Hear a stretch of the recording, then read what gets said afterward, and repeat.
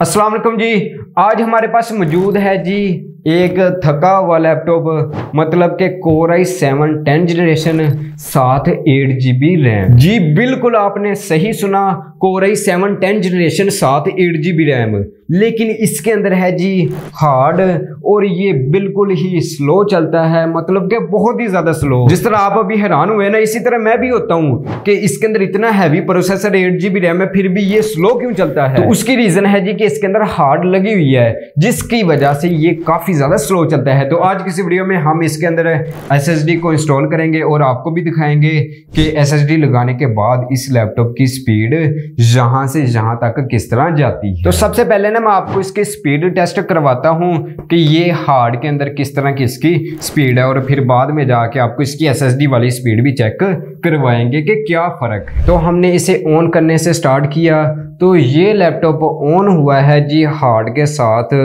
1 minute 37 second के अंदर lock screen तक, और उसके बाद लॉक वगैरह ऑन करते करते 1 मिनट 51 सेकंड के अंदर ये लैपटॉप ऑन हुआ है। इसके बाद हमने इसके ऊपर एडोब फोटोशॉप को ऑन किया तो उसने लिए हैं जी 40 सेकंड। इसके बाद इसके ऊपर हमने एडोब इलस्ट्रेटर को भी ऑन किया था तो उसको टाइम लगा था जी 23 सेकंड।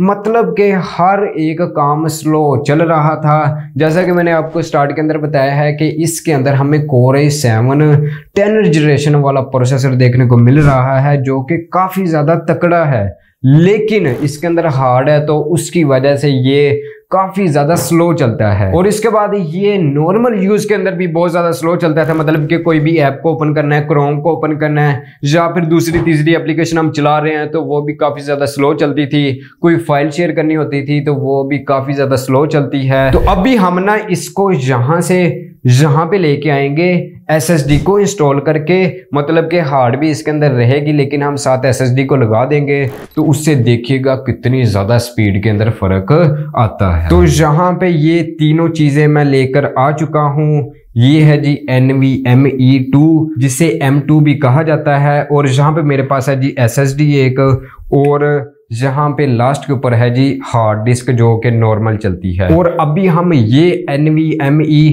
जिसे M2 कहते हैं ये अपने लैपटॉप के अंदर लगाएंगे, और अभी आप कहेंगे कि इन तीनों के अंदर डिफरेंस क्या है, तो वो ना मैं आपको ग्राफ के जरिए बताता हूँ लगाने के बाद कि इनके अंदर कितना ज्यादा फर्क है। तो यहाँ पे ना मैं अपने लैपटॉप को ओपन कर रहा हूँ। अगर आपको इसकी नॉलेज नहीं ना है तो आप काइंडली किसी कंप्यूटर वाली शॉप पे जाएं और वहां से रिप्लेस करवा लें, वरना हमें कोई मसला बन जाएगा। तो यहाँ पे ये लगी हुई है जी हार्ड, तो यहाँ पे ये देखे SSD लिखा हुआ है, यहाँ पे हम अपनी NVMe को इंस्टॉल करेंगे। ये इस तरह रहेगी, लेकिन इसको ना यहाँ पे हम स्क्रू लगा के फिट कर देंगे। तो अभी ये लग चुकी है जी हमारी SSD जिसे हम बोल सकते हैं, और ये बैक भी इसकी बंद कर देते हैं। अभी SSD लग चुकी है, बैग भी हमने इसका लगा दिया है, और अभी बारी है जी विंडो करने की। तो आप कहेंगे कि विंडो तो इसके अंदर ऑलरेडी मौजूद है, विंडो इसकी हार्ड के अंदर मौजूद है, लेकिन उसका कोई भी फायदा नहीं है। विंडो हमने SSD के अंदर करनी है, तब ही हमें फायदा होगा, क्योंकि जब SSD के अंदर विंडो होगी तो सारा ऑपरेटिंग सिस्टम SSD के ऊपर चलेगा, तब ही हमें फर्क नजर आएगा। तो अभी मैं आपको डिफरेंस दिखाता हूं जी हार्ड SSD और NVMe 2 के अंदर। तो यहाँ पे आप देख सकते हैं जो हार्ड की स्पीड है ना वो 80 से 160 MB पर सेकेंड है, ठीक है, ये हार्ड की है। और अगर SSD की बात करें तो वो है जी 200 से लेके 550 MB पर सेकेंड इसकी स्पीड है SSD की। और अगर अभी हम बात करें NVMe 2 की तो इसकी स्पीड है जी 5000 MB पर सेकेंड। अगर वैसे नहीं आपको समझ लगी तो इस तरह ग्राफ के जरिए से समझे। ये है जी हमारी हार्ड ड्राइव नॉर्मल, ये है जी SSD, और ये है जी NVMe, और ये MB पर सेकेंड का डिफरेंस है इन तीनों के अंदर। और ये चीज चेक करें तो जहां पे आपने देख लिया कि इनके अंदर कितना ज्यादा डिफरेंस है। वैसे प्राइस जो हार्ड और SSD है ना, इनके अंदर काफी ज्यादा फर्क है, लेकिन SSD और NVMe 2 के अंदर प्राइस के लिहाज से ज्यादा फर्क नहीं है। तो आपने पैसे एक ही दफा लगाने हैं, तो मेरी रिकमेंडेशन यही है कि आप NVMe 2 को बाय। तो इसके अंदर हमने सारा कुछ ओके वगैरह कर लिया है। तो अभी हम सेकंड राउंड अपना शुरू करते हैं।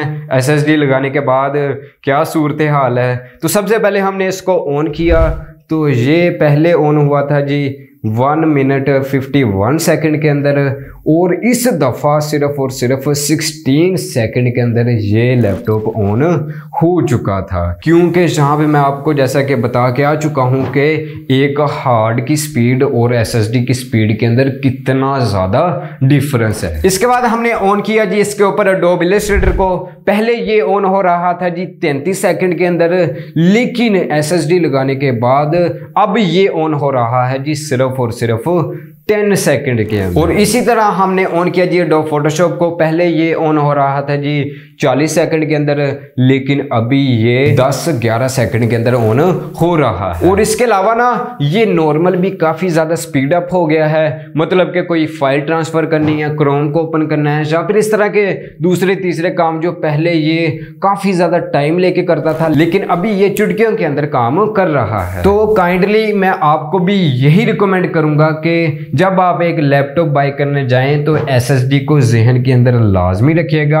अब ऐसा नहीं करना कि प्रोसेसर रैम को भूल के साइड पे करके सिर्फ और सिर्फ आप SSD के ऊपर ध्यान दें कि SSD इसके अंदर है तो ठीक है, ओके, और घर आके पता चले जी इसकी रैम भी 2 GB है, 3 GB है, और इसके अलावा इसका जो प्रोसेसर है वो भी काफ़ी ज़्यादा कम है, तो स्पीड आपको बिल्कुल भी नहीं मिलेगी। इसके अंदर तकड़ा एक प्रोसेसर था, 8 GB रैम है, लेकिन इधर से हार्ड थी तो वो ना बैलेंस नहीं हो पा रहा था, लेकिन हमने SSD लगा के बैलेंस कर दिया और फिर ही हमें एक अच्छा रिजल्ट देखने को मिल रहा है। मतलब ये कि आपने सबसे पहले प्रोसेसर को देखना है, क्योंकि हम उसे चेंज नहीं कर सकते बार बार, है ना। जिस तरह हम रैम को चेंज कर सकते हैं या फिर SSD को चेंज कर सकते हैं, आपने प्रोसेसर अच्छा देखना है। उसके बाद आपने रैम की तरफ आना है। रैम आजकल के दौर में मिनिमम, इस तरह फुल मिनिमम 8 GB रैम आपको जरूर लगवानी चाहिए। उसके बाद आपने SSD की तरफ आना है। वैसे हार्ड और SSD की प्राइस के अंदर ज्यादा फर्क नहीं है स्पीड के मामले में, और अगर आपको थोड़े से पैसे ज्यादा भी भरने पड़े ना ये SSD के लिए तो भर दें, क्योंकि आपको काफी ज्यादा स्पीड देखने को मिल जाएगी। और अमेजिंग वीडियोस देखने के लिए चैनल को सब्सक्राइब करके जाइएगा।